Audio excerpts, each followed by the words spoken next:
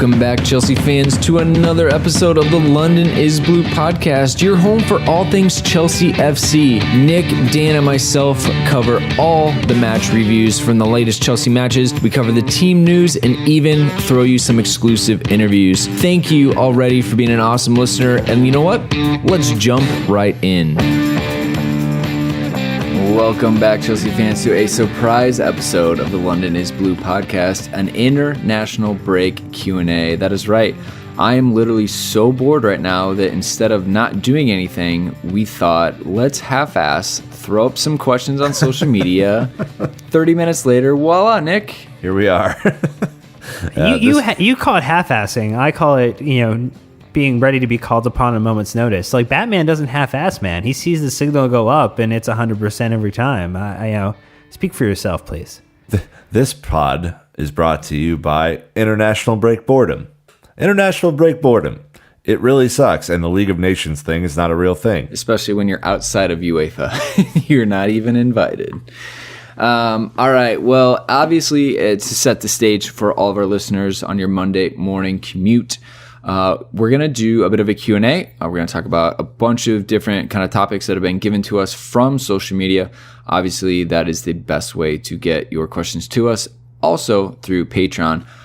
So yeah, it'll be a little bit different of format, but it should be a fun time nonetheless. No Mike, unfortunately, he is traveling, so he's being rested for next week's Spurs match review. So expect him back then. As always, him and Kovacic, right? A little muscular issue, Maybe it was a vocal cord thing for Mike. Just couldn't bring it today. That's okay though. Nah, Mike's a pulled hammy kind of guy. Let's be honest. All right. Well, anyways, before we get into it, as always, we do love to share the love that we get from our iTunes reviews. Dan, I feel like we haven't done this in a while, but that could just be because it's been a long week. But we're back on it again. Yeah, the week is only 7 days, so it's really just your interpretation if it's long. However, Ms312 gave us a wonderful review and did highlight the fact that Sir Nicholas getting a little ranty on a podcast is why they would give us the 5-star love. Because when they see that E rating, Nick, they know that you're dropping some type of rant, whether it be about Hazard not playing up to his potential, the wrong substitutions, the fact that your beard didn't grow back fast enough, something in that nature. You're just getting really angsty and you kind of go all in, get an E rating. They love it. 5 stars. Yeah, I could have pulled out of this show from a sore back from carrying you guys, but, I didn't, and I think that's what we all really appreciate. We do, but we also appreciate the 5-star reviews on iTunes, up to 426 in the US iTunes store. Getting inching closer and closer to the 80 mark in the UK. We're over 30 now in Canada. I think we've gotten double digits in a couple other countries, Sweden, Australia. I think a couple are popping up in Japan. So let's also help us hit a couple countries we haven't hit yet. So leave a 5-star review in iTunes, and we'll give you some love on the show. Let me earn this E rating really quick, Brandon. Our fans are fucking incredible, and we love and respect you guys. Well, I can piggyback off that in more, I guess, friendlier words we can say. And just a huge shout out to Justin, who joined our Patreon group this past week. A massive shout to him. We were exchanging messages on the platform. Great guy, obviously, and we're looking forward to kind of continuing our conversation because he told us to go easy on his boy, Morata, because he said, and I quote, "We may need him to pull us through for the rest of the season, wink face." So, hey, keeping everything in perspective, I see. All right. Real quick before we jump into all of the topics for today, it would be very rude of us, Nick, to not give a nice little shout out to World Soccer Shop. Correct. In addition to the code LondonPod, which will get you 10% off your order, they have Black Friday and Cyber Monday deals coming up. I know what they are already. They're really good, but I'm not allowed to tell you about them until I think closer to Thanksgiving when they release all the information. So be sure to check our Twitter and Facebook this week. We'll post up what those respective deals are, and go get yourself some holiday gifts, right, Dan? Holiday gifts are important, Nick. It is a good opportunity to do that, and who doesn't like a good deal? Crazy people don't like a good deal. But anyways, let's go ahead and jump into what we have today. I'm pretty excited about the first one actually come from at NicolaJR20 on Twitter. She tweeted at us right away, was quick on the reply on Twitter saying, when the men's team have a weekend off, why do so few support the women's team? We are one club. How do we make this happen? And Dan, I think we had a bit of a back and forth with Nicola talking about, that's a great question. The women are wildly successful, making it to the Champions League semifinal last season, winning trophies. Nicola saying she's a season ticket holder for both the men and women and just wishes that, we could have a little bit more cross-pollination, especially when the men play on a Saturday and the women play on a Sunday. We should be promoting it a lot better. What do you, as someone who has never been to a women's match like the rest of us on this podcast, because just unfortunate scheduling, if we're being honest, any ideas, I guess, on why the women's team aren't covered as much, or anything kind of why you like watching the results of the women's team? Although, I mean, unlike sometimes the men's team, you can very usually rely upon the strikers to score goals for the Chelsea women's team, which is a joy to watch. Obviously, there's a lot of really great players on the team. Bachmann, Kirby. Obviously, there's G. G is also good. But played a little bit less so far this season. Aaron Cuthbert. Great. Cuthbert is quite the character, in addition to being a fun player to watch as well. So I think it's hard, right? Because it's a growing game comparative to the institutional game that has existed across England in the men's component. And I think what Nicola pointed out was really important is how is the club doing the right job of cross promoting? If there's a game on Sunday and for the women's team and the men are playing on Saturday, how is the club finding a way to, at this massive game with 40,000+ fans, talking that up, making sure people are aware, making sure to, I think, I've seen, for some U.S. teams, right, if there's like a major team and a farm team, or they're trying to kind of support some cross-pollination, Nick, is they might be like, hey, if you come buy a ticket to the regular team, like we will give you like a discounted ticket or offer you like a prorated rate to go check out our other kind of teams or organizations. Like, do you think something like that might be like a beneficial type of solution? Yeah, I do. I really do. And I think we're a little bit biased on this show, to be completely, open about it. Like, we've met Emma Hayes on more than one occasion. We got to see the women's team train when we were there in May of 2017.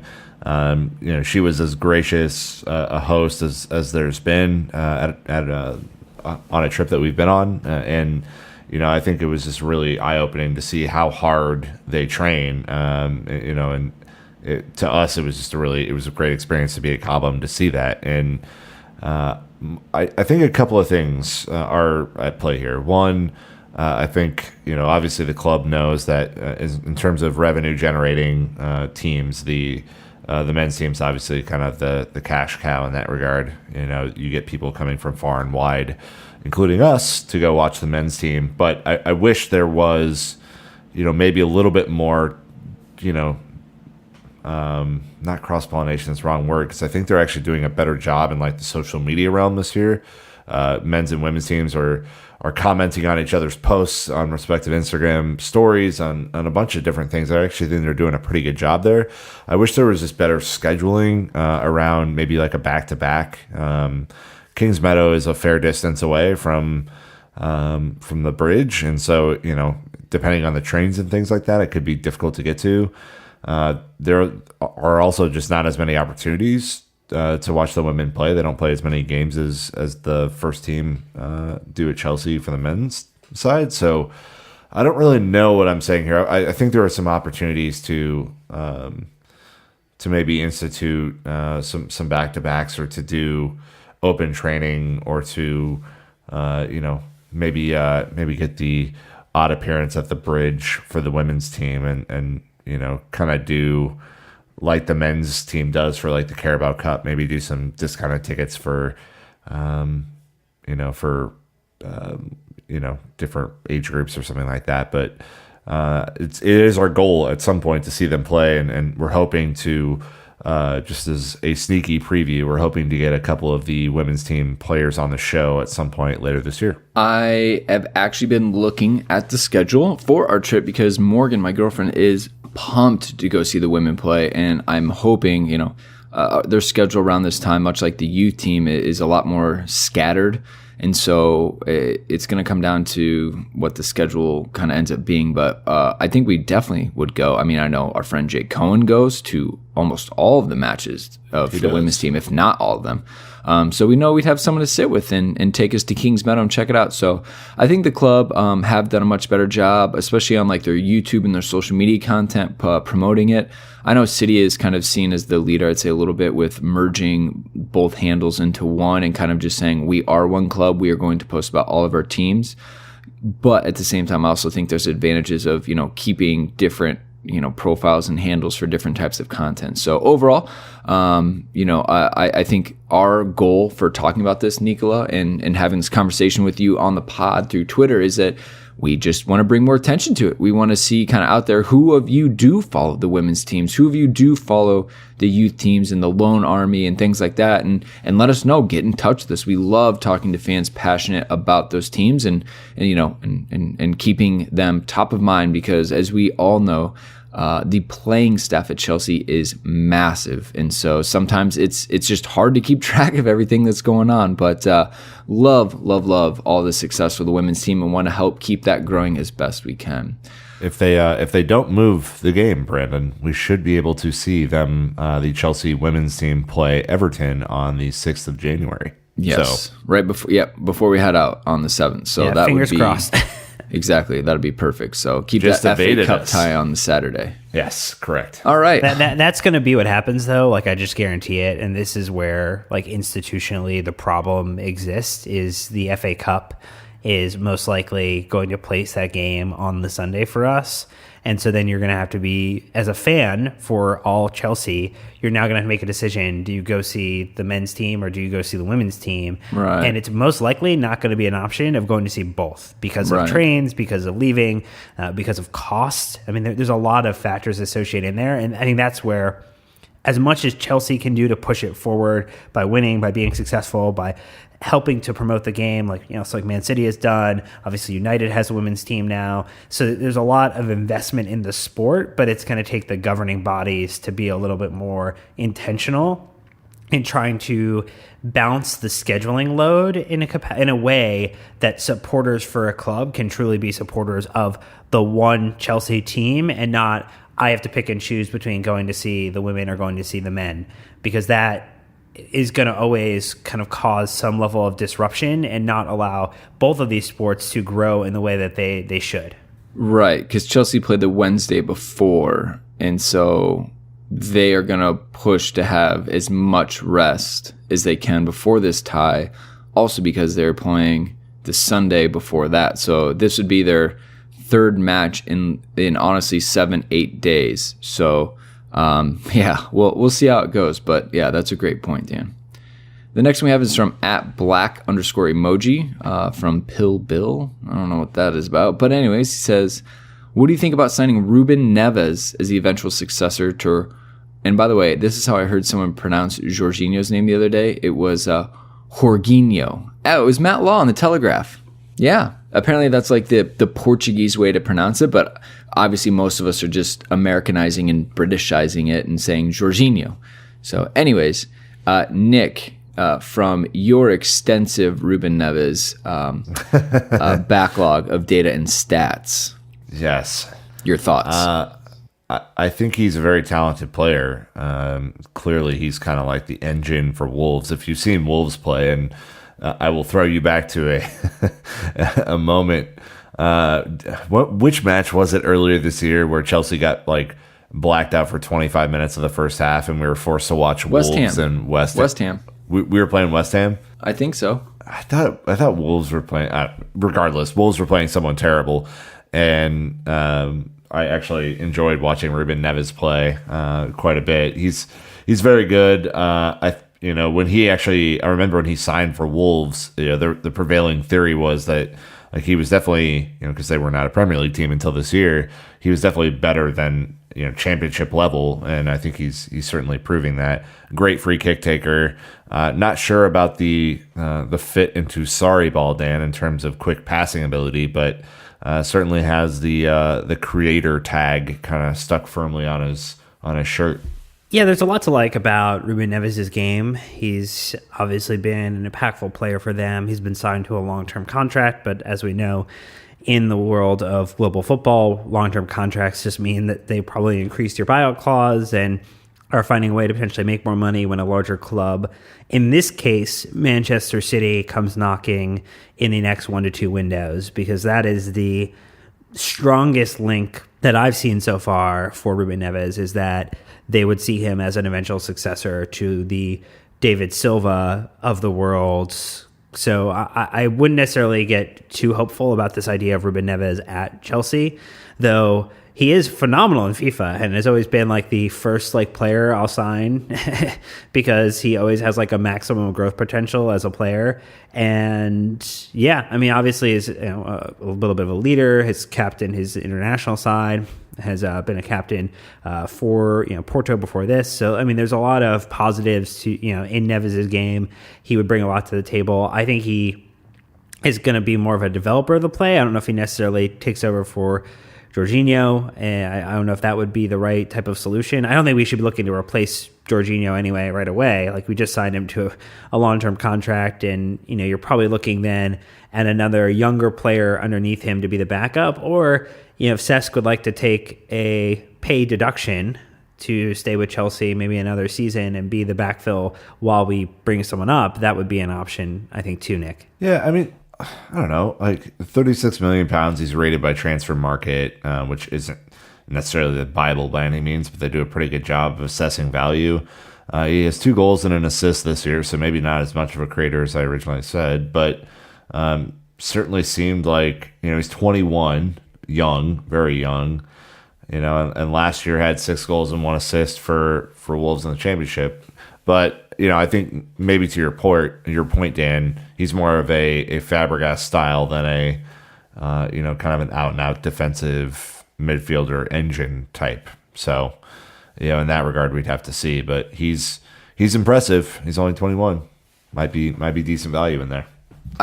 He's got a good, I think you said it, Nick, engine on him. To me, I don't know. He's much more box to box. I think that Jorginho's just a little bit more withdrawn, right? Like, he's there to support the rest of the play. I mean, we've seen Neves get in. He loves a good shot from distance. And I think that he would probably be more of a Barkley role to me. Maybe he's more of a hybrid of Kovacic and Barkley, the fact that he can get back a little bit, but he has that goal-scoring threat. I mean, I think that with the question being, is he the eventual successor?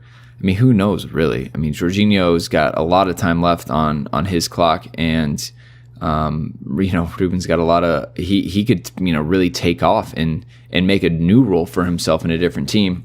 I mean, obviously, I think that they could play together, which makes me wonder if successor is the right term for Ruben. I think that he just has a different style and a different approach to the game, and I think he'd be too antsy sitting back and just kind of supporting the play the whole time. But I don't know. We got to keep an eye on these exciting players in Wolves.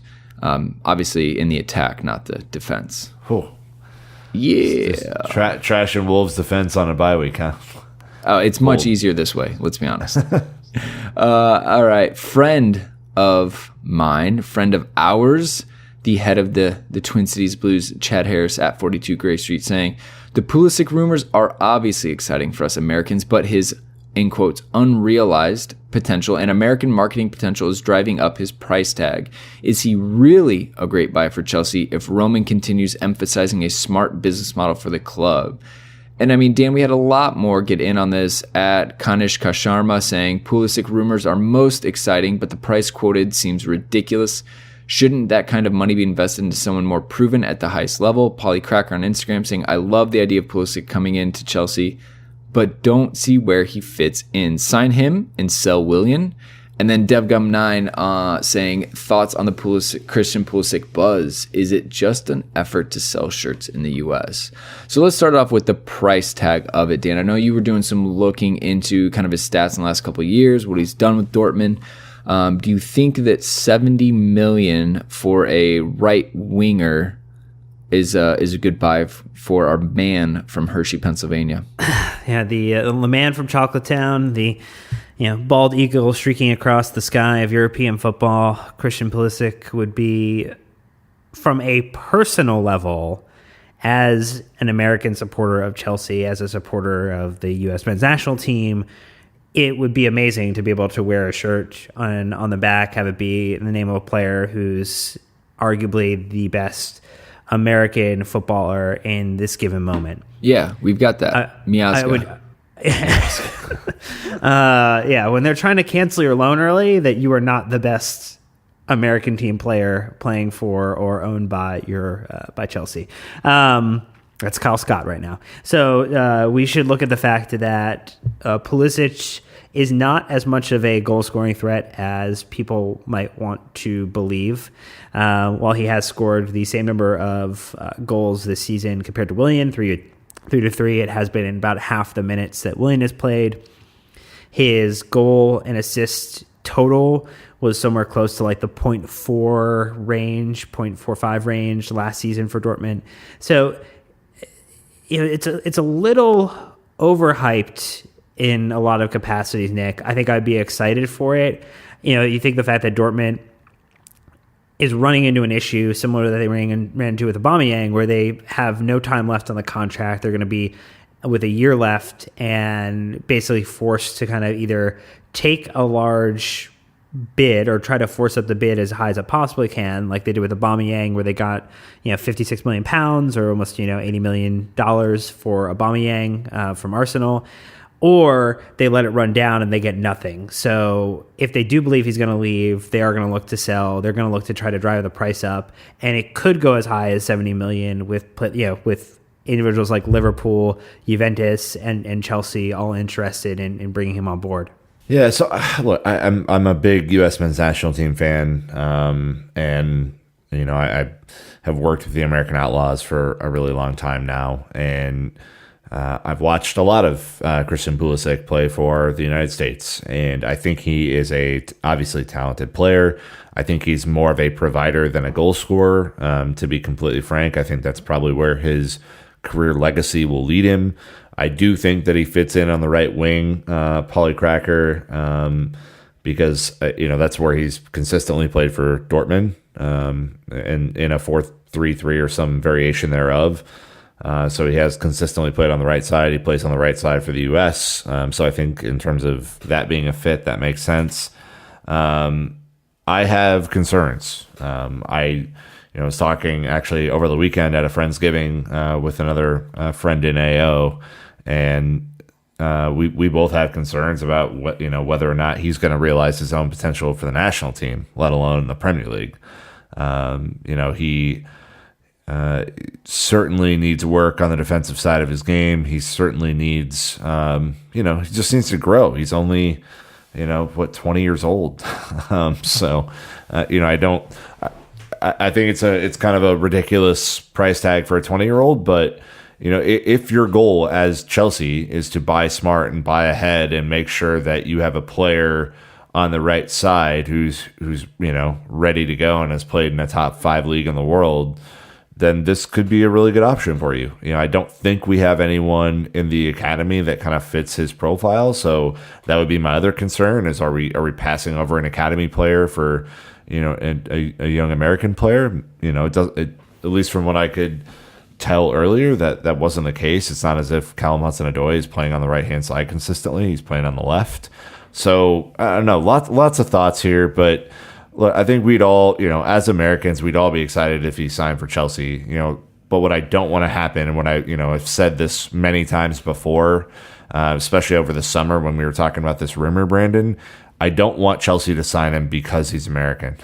I want them to sign him because he is, at the moment, the best option or the most talented potential to move into the first team and play a significant amount of minutes and have a real impact at Chelsea.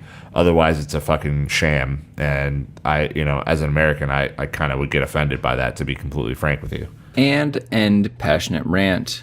No, I love it. If you think about it, I'm the same way. And I know that DevGum isn't saying that Chelsea should buy him just to sell shirts in the U.S. And this is kind of ironic that this question is coming at this time when Chelsea have been sending a lot of gifts to U.S. supporters.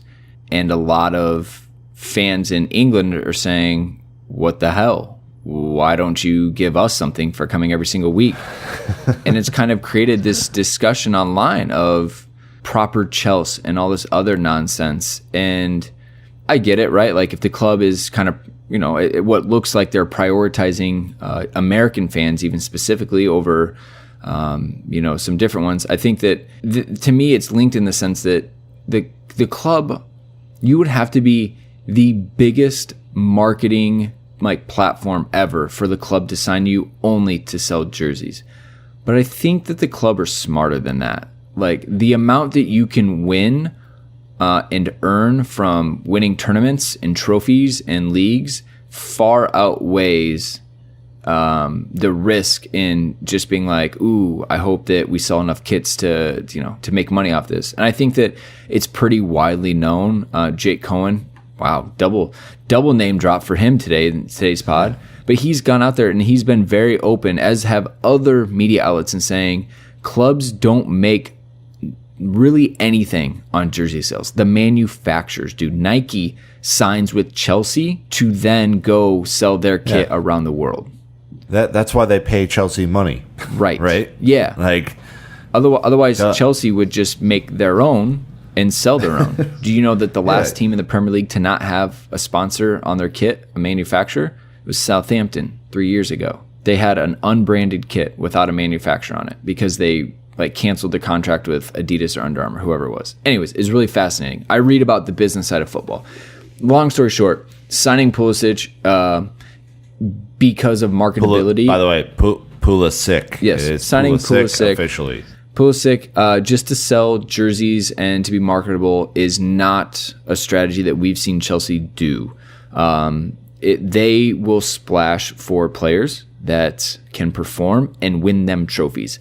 Chelsea, as we know with Roman, aren't there to win the marketing war. They are there to flood their trophy cabinets with silverware, and they've done a hell of a job doing it since Roman came in and even before that. So I think that I have no concerns that if Chelsea were to sign Christian Pulisic at this point, it's purely for footballing reasons, and especially because Maurizio Sarri seems like someone who does not have the time of day to play marketing footballers instead of proper footballers. Right. And can I just quickly add on this? I actually had a conversation with our good friend Dan Silver on Twitter yesterday about the whole Fansgiving thing. I think it is a bit ludicrous for that to be a controversy among Chelsea fans. And I know that we have some friends in the UK who will disagree with me on this. And,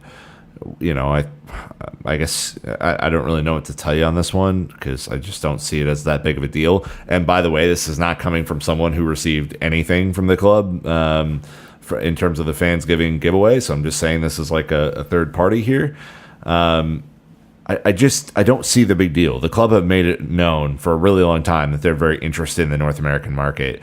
They targeted a holiday that Americans are known to celebrate, which is Thanksgiving, and tried to do something that I actually thought was just kind of cute. Like it wasn't like a big, splashy deal. They actually Brandon helped participate in the Minneapolis, story time thing that they did, and that'll be coming out soon too. But it's not a big deal. It's not as if the club is saying, or throwing up a big middle finger to anyone else who didn't get a Fansgiving box and, just saying a big F you. It's just a kind of cool, nice thing. Friends nominated other friends for this program, and they were given boxes, of random, pint glasses and scarves and stuff. I mean, it's it could not be less of a big deal than basically what I just described. And I think this does actually bring up something that has been kind of eating away at me recently, which is this divide. We've seen it happen over the last couple of years between match growing fans and supporters from other countries is kind of it's beyond pale now, Dan. Like it doesn't make a ton of sense to me that Chelsea fans would be infighting as much as I've seen, and it's kind of frustrating. It's definitely kept people's engagement numbers high on Twitter or Instagram or Facebook or wherever they're going to have the conversation about an almost us versus them mentality. And, I think that we have been very fortunate to be, I would almost say accepted in a capacity, because when you think back to the fact that we started this podcast, we were the 3, now 4 guys from America who were talking about Chelsea, and we had to deal with some of the initial criticisms which just resulted from an accent. And as people got to know us, as we put together a show, we now have cross-podcasted with our friends in the Fancast and Chidge and Whirl, and I think are known and among those people to care about the right things and have the right conversation. And I think you could be critical of players and performances yet still support the club. And I think what we're seeing is it's gone from that being the issue, right? Because we should be able to, as fans, have really great, meaningful, honest debate about the contribution of a player or a lineup and make it less than just a 140 or 280 character comment. But it's evolved into, well, you weren't there, you didn't see this, or, well, I can't go because I can't afford it, and then, well, you can't say anything until you've been. And that's not the large subset of Chelsea supporters. I think what's happened is it's been generally expanded upon or given too much exposure because it's a small amount of vocal individuals on both sides who are trying to have this conversation or to build this division among supporters, when I know when I've gone over and when we've gone over, it's been nothing but a great time. You're sitting next to the person who's been a season ticket holder for 10, 15, 20 years, and we're telling them about our situation and how we've supported the club, and it's fun. And then you're potentially then going out with that person afterwards to grab a pint to talk about the match some more, and it's the most warm and accepting and welcoming, I think, group of individuals and environment. And I think it's just magnified unnecessarily online by a minimal number of accounts or people who want to protect this idea of, grading or having the ability to say who's in and who's out, who's proper, who's not. And I think if you care about the club, you care about the identity of what we're trying to do in the history, you're not just, following the team, but then saying you're also a supporter of players on other sides, and that you just come to Chelsea, but you don't care about any of the history, anything what we've done. Hey, if you are newer, go back and listen to some of our amazing podcasts that we've done with former players on racism in kind of Chelsea and Chelsea's support of the anti-Semitism campaigns, to learn a little bit more about the history. The JT retrospective we just did. So there's ways to learn about there. There's material out there to do that. And then it's really just to, focus on having a conversation and not make it about going back and forth and name calling and trying to find ways to puff out your chest and say that you're the bigger supporter because you've done things that, financially maybe some other people can't do, but ultimately they're trying to learn, they're trying to understand, they're trying to go hang out with other supporters in their area and pick up a lot of the culture of it. And I know that I'm going long here on this type of soliloquy, Brandon, but ultimately it's not as real as people are making it out to be in my mind. It's just a couple of loud individuals on either side who are finding ways to go after this machismo style element on Twitter or on Instagram or on Facebook, who probably should just tap out for a little bit, and we should focus on the fact that Chelsea are unbeaten under Mauricio Sarri, are having a unprecedented run to the start of the season, and are challenging for silverware in every single competition that they are in.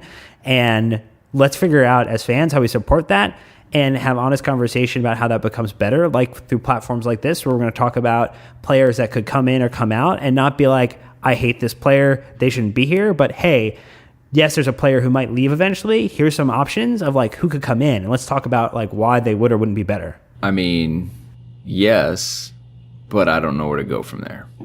No. It's a good conversation. I think that it's kind of funny that we go from Pulisic to a divide amongst international fans. And I think that just kind of goes to show a little bit insight of what's happening, specifically on Twitter. Like, there's no reason to beat around that bush. Mark Worrell, I retweeted something that he posted about, it seems like Chelsea Twitter is more divided than ever right now. And this is the time to unite before we go and play Spurs.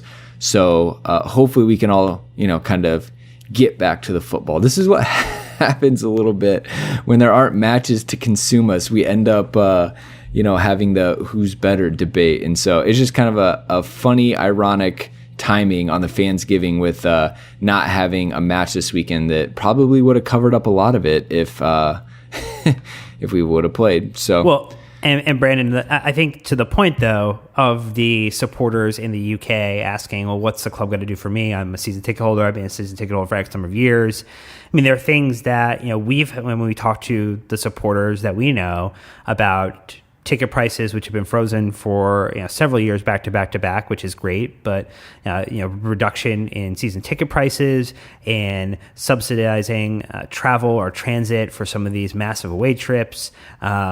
There also is the Chelsea Supporters Group or Supporters Trust, which people can pay to be a member of, or just subscribe and be a non-voting, but get on the mailing list to understand like what are the priorities and concerns of supporters, so that the organized group can bring those in their meetings with the club to talk about globally what are the issues that are supporting that are challenging for supporters locally and abroad, and how do they work to make that better. So there are vehicles and vessels to get that information to the right people. And I think those people who are asking like, well, what about me? It might be over a signed shirt, but connecting those individuals with the idea that there is a larger or group identity that can help to work to make change or make better change for supporters locally and abroad, like the Supporters Trust, is important to have awareness around, and we need to talk to people about that when they kind of ask those type of questions. Yeah, but it's also about just don't be a dick to other people.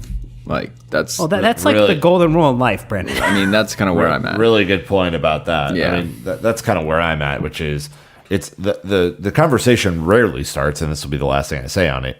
The conversation rarely starts with, hey man, could you tell me a little bit more about this Fansgiving program? And I'm curious, and I might be a little uneasy because I've been a season ticket holder for so long, but haven't ever received anything like this.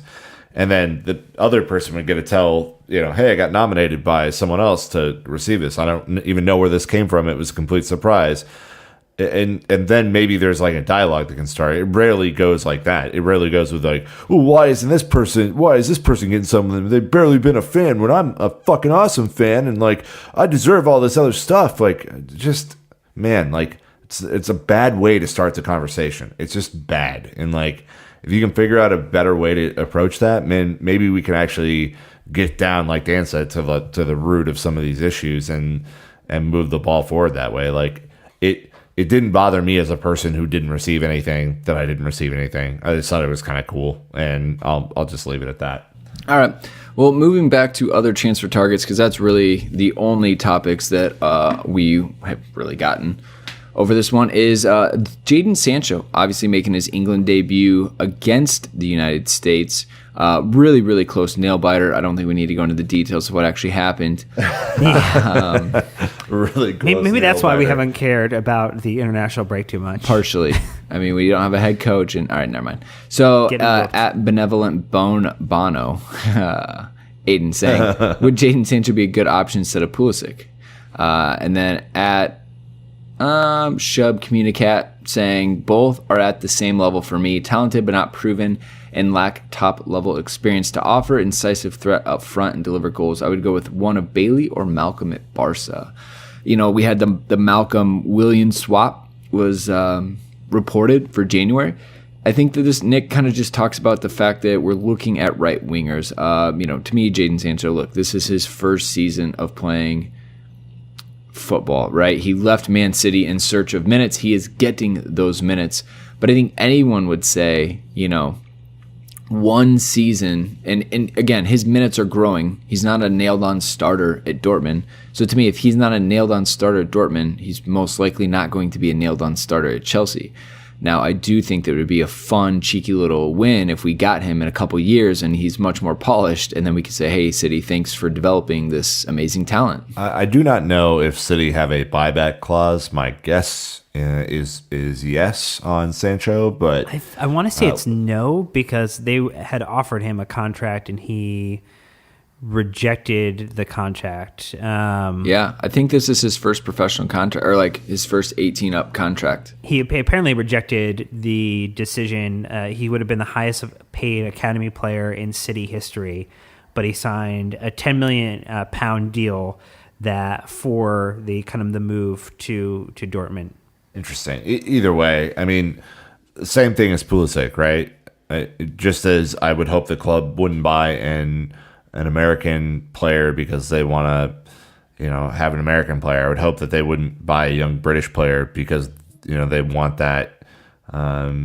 They just, with Brexit looming, they want to acquire all the young English talent that's possibly out there. I mean, it just seems a little short-sighted unless he is going to be a guy and really challenge Willian or Pedro at that level to play. I think you're seeing right now that, Joe Tweeds even said that, like, Callum Hudson-Odoi and Sancho, one just has the ability to play at another club, and that's why you might be hearing more about Sancho than Callum Hudson-Odoi, but in terms of talent, they're probably really close. So I don't know, just kind of, if it's one of those types, I'd rather promote an English academy player than go buy one personally, but that's just me, Brandon. I mean, we'll see that there's more out there. I mean, Dan, Arnautovic or Cutrone being linked. Arnautovic kind of plays center forward now for West Ham. Cutrone, I think he plays on the wing, but I could be wrong. Maybe he is a center forward. Either way, we're just more and more attacking reinforcements for January. Yeah, that makes sense. I mean, when you think about the fact that, Pedro, did get kind of a 1-year extension. We haven't kind of determined what Willian's future looks like.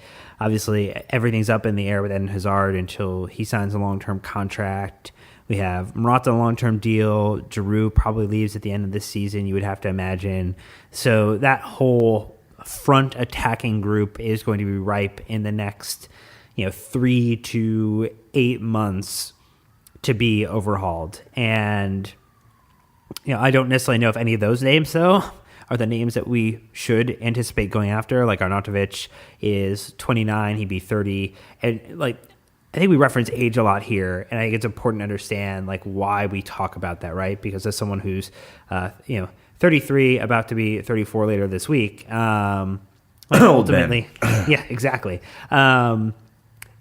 It's because of a couple things. It's the club policy, right? The club has a policy in place, spoken or unspoken, that at the age of 30, they offer 1-year contracts. So if you pay a lot of money to sign Arnautovic to, multi-year deal, you're going to have him until he's 34, 35 potentially, because the player is going to want guarantees. So it's not just about agreeing with the club, it's about agreeing with the player. I think second is that the strategy really has shifted from the club over the past couple of years to look at players that are in their early to mid 20s to get them in essentially the prime of their career, or just a little before they get just a touch older, so they can do one of two things. One, if they do really well but they don't fit, we can sell them for a level of profit and not have paid an exorbitant fee.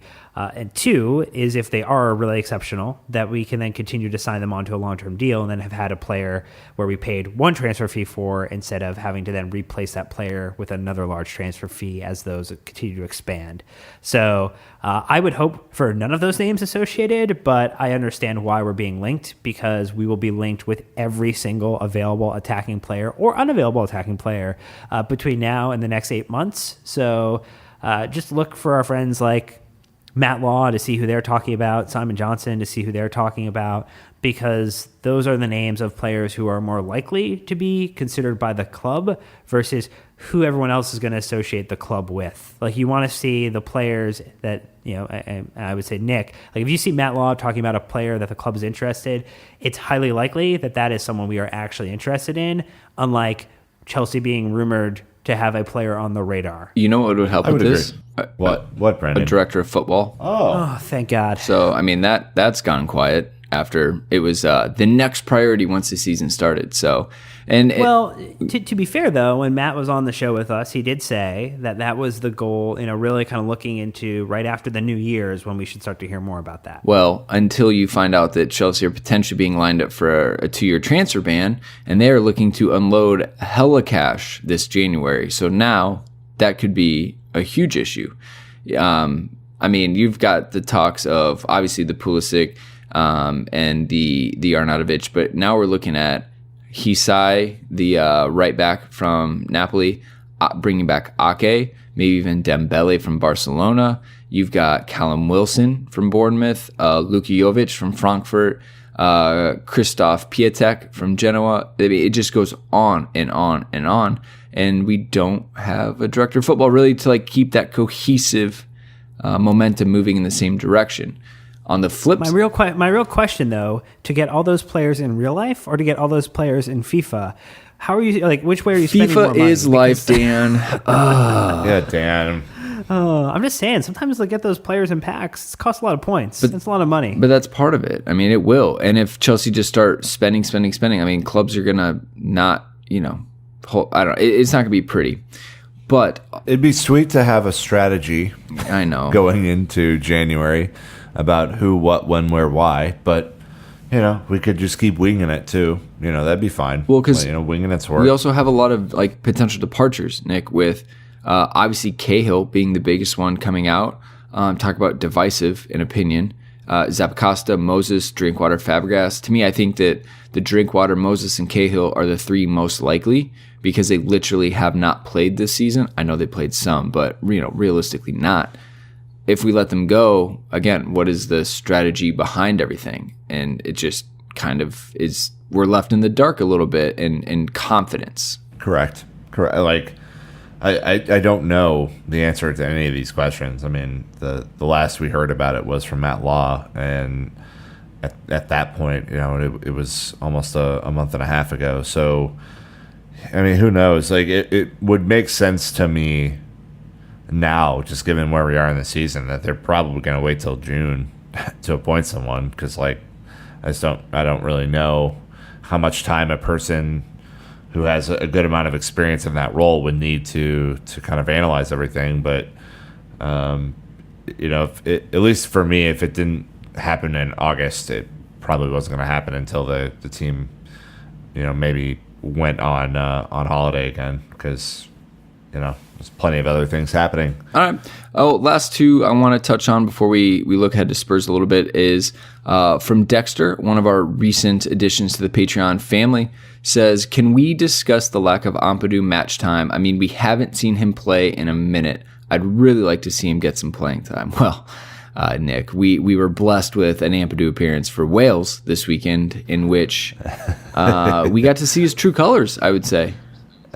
If you haven't seen this clip, I would highly encourage you to go watch it, especially if you like a little bit of feistiness or a little bit of aggro, as our friends across the Atlantic would say. The story goes like this: Kasper Dolberg, playing for Denmark, goes in really hard on Ampadu. Certainly was a yellow card offense. Ampadu returns this gesture in kind by laying out Dolberg from behind as they were both going for a throw-in kind of header situation. Showed no remorse, Dan, which is I think what what Ryan Giggs was pumped about. Just kind of took the yellow card, went about his business. Looked really content with his decision. Yeah, I will say he did have to withdraw or has been sent home to for whatever reason, combination of physical, disciplinary, both, none of the above. But boy, oh boy, it was good to see the breaker of ankles get a moment to just completely return the favor to Dolberg, as it were. You could see in the clip also the fans got up and were applauding the very cynical, but sometimes when a player goes down unfairly, doesn't get kind of the right type of stick, maybe that player feels a little aggrieved that the referee did not do a better job to protect him, and the player just decides, you know what, I'm gonna go in and make a challenge, and maybe my arm flows a little bit outside my body and it hits the back of somebody's head, and things happen.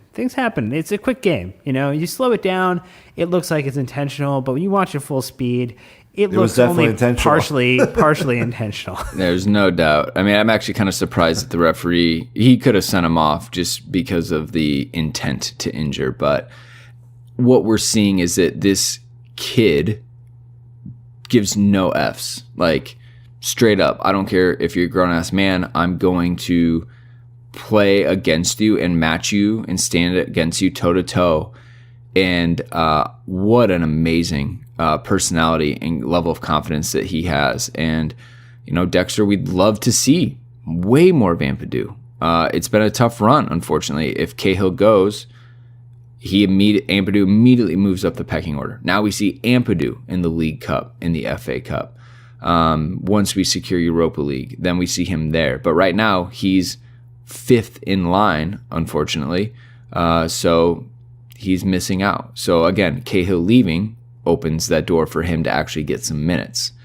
With Christensen on the fence, who knows? But man, Chelsea fans love seeing that kind of heart and fight from a young center back. I actually have the Halloween card in Ultimate Team of Ampadu, and I love it. So you're saying that Dolberg was getting his trick or his treat from Ampadu? Ignoring that completely, actually. The new Conte contract ? That is what we'll wrap it up with, is that Chelsea midfielder N'Golo Kante is reportedly set to become one of the highest paid earners in the Premier League and could sign a new deal at Stamford Bridge, in quotes, in the coming weeks. L'Equipe reported that the new contract will dampen the spirits of suitors PSG, whose hopes of signing him are going to be fading, which is amazing. So he's looking at getting about £290,000 per week. But Dan, you actually put in his 17-18 graph to his 18-19 chart, and we're obviously just seeing that when we possess the ball, N'Golo Kante is not an effective player. So we actually shouldn't give him this raise and sell him. Am I reading your graph correct? Yeah, that was Dan's thoughts, everyone. Yeah. So just Yes. At Dan Dormer. Wow. So I realize that we've now turned the show into, our comments on the show into weaponizing elements. That's wonderful. That's right. We should get get a national coalition together, an international coalition together to put sanctions on Brandon as the host to prevent this type of weaponizing. But I mean, look at to be fair, which yes, those are all jokes. But I am impressed at how different N'Golo Kante is in a possession-based system versus a counter-attacking system. I mean, we heard, I think it was, I don't know if it's Schmeichel or Huth who said, how does a team with, Wes Morgan and Robert Huth win a Premier League title? And they go, N'Golo Kante. He's perfect for that system in a counterattack, and get the ball, give it to someone, and then they play a counterattack. When we have the ball 60, 70% of the time, his strengths aren't being realized. Yeah, I mean, if you look at where his kind of stats were from 17-18. Obviously, it was not the best season, but I imagine that obviously we did a very nice job in some games. But he had kind of get close to like 90% passing. The amount of adjusted interceptions was closer to 2 per 90. Tackles per were almost the 2.7, 2.8. Fouls were kind of in the 1-2 range. Lost possession was kind of the 1.35. You go back to now, lost possession actually is up this season comparatively. Kind of in the 2.5 range per 90. Fouls are down though, which is nice. 0.6 almost. Adjusted tackles kind of closer, gone a little bit down as well, kind of in the 3.0 range at the moment. And then in interceptions are actually just kind of in the 1.4 per game, so per 90. So just some like interesting like corollary to what we're seeing on the pitch. Like the stats, Nick, kind of back up this idea that he's being challenged a little bit differently. But I don't think for all of that said, like that he obviously has a very strong skill set and has shown over a couple of seasons that he's an adaptable player. It just seems like he's taking time to get adjusted. So I wouldn't see why you wouldn't want to sign him up to a long-term deal. Look, he's just a phenomenal footballer. Okay, like he's just a phenomenal footballer. He deserves every raise that he'll ever get. He's a great ambassador for the club. He works his tail off. He is growing into a role that is not admittedly super comfortable for him, and is compared to what he's previously done. Pay the man, give him as much as he needs to stay at the club, and allow him to grow and become a legend here. And that's all I want. I can't emphasize enough how great he is, and would hope that the club would do everything they could to secure his future. Well, I mean, he allegedly doesn't even take payments through offshore bank accounts. So, Jesus. I mean, you want to talk about the most like cynical piece of quote unquote journalism was that fucking article. Jesus, man, like just terrible standards of journalism. Football leagues. Terrible. That's where it came from. Said that he was offered and ended up not doing it. He just said, nope, I don't need to worry about it. Anyways, that will wrap up this section. Obviously, World Cup winner N'Golo Kante is absolute magic. Any club in the world would be fortunate to have him, but we do. So we should keep our best assets. It's a simple strategy, Nick, and I think we can all get behind it. Real quick, before we do a quick hit on Spurs, Nick, we do have an exciting kind of surprise coming down to the listeners soon. Correct. I know we teased a link a couple of weeks ago for classic football shirts. Sorry about the confusion with that. We've been working with them to kind of get that all sorted.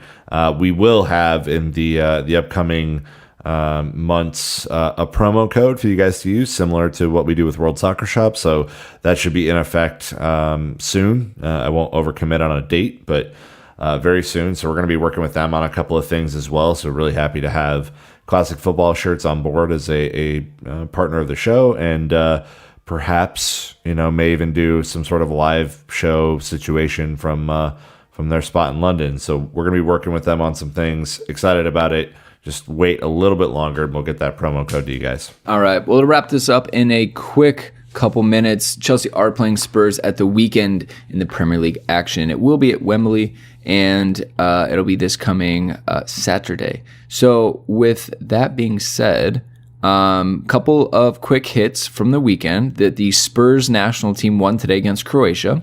So there's probably a lot of confidence for them, for Eric Kine and Dele Alli. Look, we kind of talked about this a little bit, Dan. I said Spurs have had an easy schedule so far this season.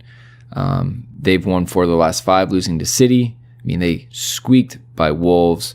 West Ham Borefest, barely beating Cardiff. 1-0 versus Palace. Therefore, of their games, they're not putting the ball in the back of the net a lot. Chelsea, a little bit more adversity, right? You also saying, though, Chelsea have had a pretty easy run so far this season, too. So, what are you thinking is going to happen this coming weekend? Are you asking for like the score prediction right now, or would you like commentary? I mean, probably commentary. Mike will be upset if you do a prediction this early. Yeah, we can't do that. Even if he's out due to injury. I think Spurs are showing that they can be resilient in some of the games that they're winning. I'm kind of shocked at some of the results that they've had, particularly away from home, even though they've won. They've really struggled against West Ham, against Crystal Palace, against Cardiff. It's only been moments of magic that have really, and Cardiff was at home, but obviously home is still Wembley, and we know that Wembley and Spurs are not really a match made in heaven.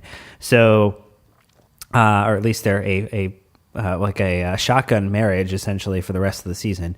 So I feel good about it. I don't feel great, but we do well in Wembley, Nick, and I think that we are on the whole probably in a better form, kind of within the quality of the play that we've seen outside of the Everton loss, which was with maybe a little bit of rest, a little bit of recovery, some of our key players getting in good minutes like Hazard, in this Belgium match, even though they lost, would be, I think making me feel pretty positive about our chances.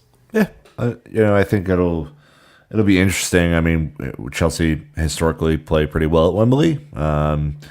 Spurs are a different story, but I don't feel as anxious this season as I did last season playing them. I think that we're in a better vein of form. I think they're about where they were last year. I don't think they've improved any at all. Actually, Eriksen's been hurt off and on.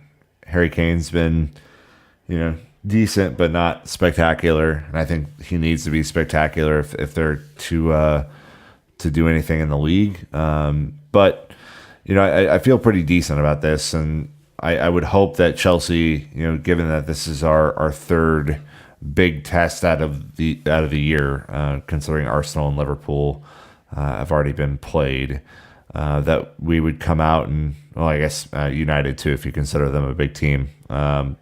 Maybe you don't. And I think Brandon's made that joke about 150 times on the show. So I don't know. I feel pretty good. I feel like we'll waiting play for you guys well. to tell me it's getting old, but it hasn't really hit. So I guess we're gonna keep on keeping on. You know what I'm saying? Look, I do. It's Spurs. It's away. The last time Chelsea played Spurs at home, we were there. It was miserable. So that's part of the reason, guys. I want nothing more than to go out and smash them. I even saw Rory Jennings from Chelsea Fan channel tweeted this funny thing of an article saying that Poch is becoming a victim of his own success, to which Rory quoted the tweet and said, "Success, upside down smiley face." I mean, right? What success is he becoming a victim of? And I don't like losing to teams that I deem to be far less successful than Chelsea. So let's go out there. We're coming off a bad draw against Everton. The international break, come back, and they should be antsy to go in and smash them. And that's all I want to see. And that's all any of us want to see. So excited to get back to the footy, excited to get back to the pubs, excited to have something to react to have something to talk about, to have something to, really take our minds off of our boring lives. Just kidding. That's me, not you. And let's just get out there and have some fun again. So boys, thank you so much for just kicking back this lazy Sunday afternoon, chatting a little bit of Chelsea. Dan, safe travels as you head back across the country, because you clearly can't sit still for more than a week. Well, just it's been a little smoky out in California this past week. So, continued thoughts and stay safe for everybody who is impacted by the wildfires out here. It's not been a great situation. And having a mask or a face mask as an accessory is not very cool. But, I did the Bane voice a couple times, so that was fun. How safe do you feel? Not really. No. Okay. No. All right. Well, Nick, you continue being a huge softie in Kansas with this cold front you think you're experiencing. look, man, it is. I'm pulling it up now. It's chilly. It was like 26 today. I'm not a big fan. It says it's 35. There's no way it is. Anyway, for my friends in Austin, Texas, I will be in your lovely city.